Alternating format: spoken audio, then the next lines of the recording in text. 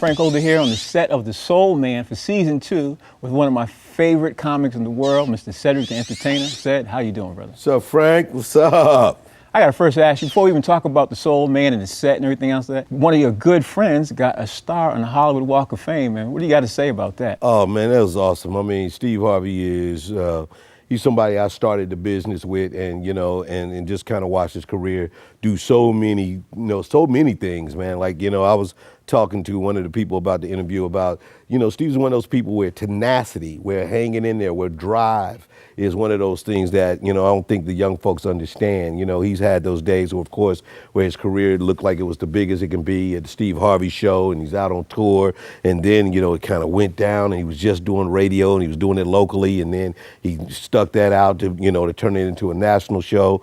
And now, after the age of 50, he's probably the biggest he's ever been. And it's important, for people who want to be in this business to know that it doesn't always come at once. It doesn't always come in and you just blow and you get it all for the rest of your life. You got to be able to ride this wave out, man. And if you love this business, then good things will happen. So he deserves a star. He's doing great. We've been great friends from in my days on Steve Harvey show, touring on the Kings of Comedy. Even before that, I mean, it's one of the people that put me on in the whole business. So that's my guy. See, the thing is, I don't know if people are even paying attention to your career. It's almost very similar to his career. Now you're hosting a, Who's Got to Be a Millionaire. He's doing a game show. I guess the only thing that's out is radio. So the next question, obviously, is: are you having any interest in radio, or? I've had definitely people, call me and want to talk about that, in the past few years. But it's really a timing thing for me.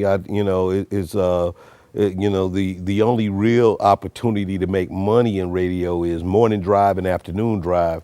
Well, morning drive is just packed with all of, from Steve to Ricky Smiley to, Tom Joyner. And then afternoon drive, it puts me in the middle of my shoot day. I would have to literally stop doing everything else I did in order to do radio every day. And it's not quite who I am at this point in my life, but I would never close it off because I like the idea of being funny every day and talking to people and grabbing the audience. So we never know about that. But right now, I got the Soul Man and Millionaire. So I'd much rather just kind of be open for the television projects at this stage of my career. Well, you just said it. You got the Soul Man and Who's Got the Millionaire. How do you even both balance the two out? I mean, it's a great blessing to be able to start out being a stand-up from St. Louis and then to have all the opportunities I've had. So this show just works out in the sense that TV Land is a great network in the sense that it's cable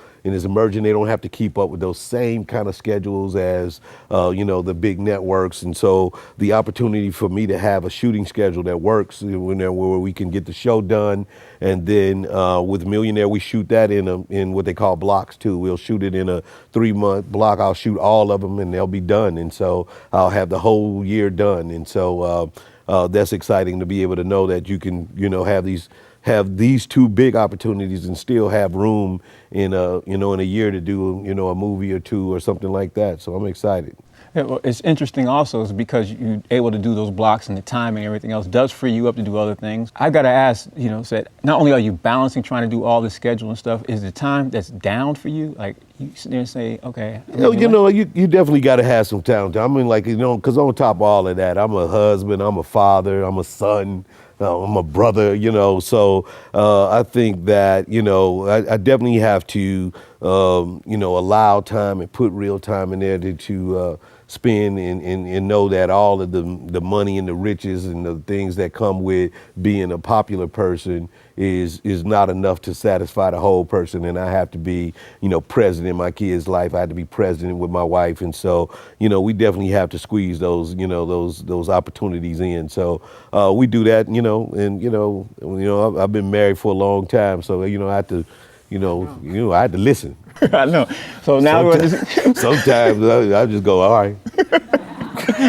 So let's talk about the new season of The Soul Man. What are we expecting different different from the last season? I think this year, we opened the show up quite a bit. I mean, because we were doing an area that we thought was, it was a little crafty in the sense that, this character was coming from a secular soul world, being this, super soul, sexy singer, and becoming a minister. We wanted to be very careful that we were showing respect to that, the Christian community, and we probably in that first season put ourselves in, in a bit of a box in the sense that we just kind of made the show feel small. We wanted to open the show up a lot more and speak, just to the character of Boyce and, the relationship of him and his wife. So in this season, you'll see a few changes. We send the daughter, she goes to boarding school, so she's away. So the household is really more about Niecy and myself and us having to deal with our relationship and some of the things that, that are missed, some of the things that we want.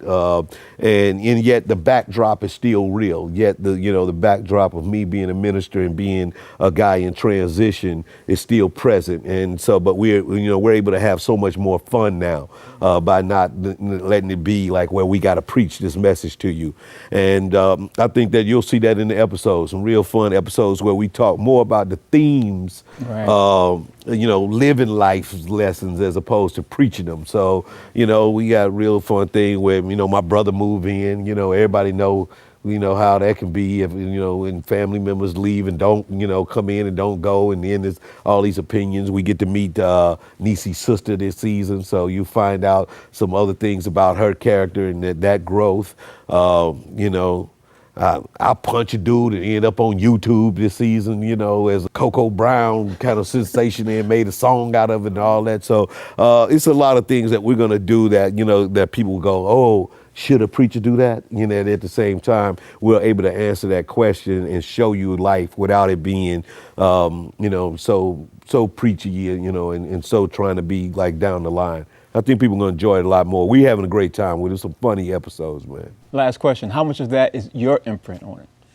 It is a combination. It was one of the growths in the period where people were wondering where we're coming back and what was going on. It was one of the things that we were trying to figure out, what could we do to this show and keep it true to what it was and grow it. And so between the network and, myself and the other producers and the writers, we kept working and coming up with this idea. And so it's a combination of all of them, man. I have a great team of people here. TV Land is very supportive of this show. And I think that, that's honorable. When you look at television, in general, other than reality shows, it is just no network even willing to go to bat or even to take the chance on putting a predominantly African-American family on TV, especially one that loves each other and having a good time and showing a positive image. And so, I know that business-wise, that was a hard move because it's just not the hot thing. So, when it's not hot,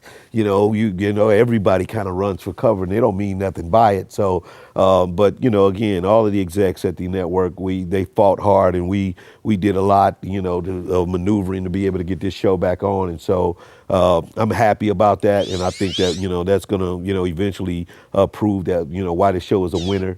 And it'll continue to be a winner. It'll get even bigger.